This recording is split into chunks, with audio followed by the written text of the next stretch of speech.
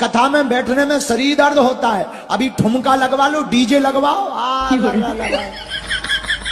पूरी रात नाचेंगे फिर भी पैर दर्द नहीं करेगा। हमने कुछ माताओं को देखा, तुम लोगों की बात नहीं करते, बड़हलगंज की माताएं नहीं, वेस्ट इंडीज की माताएं।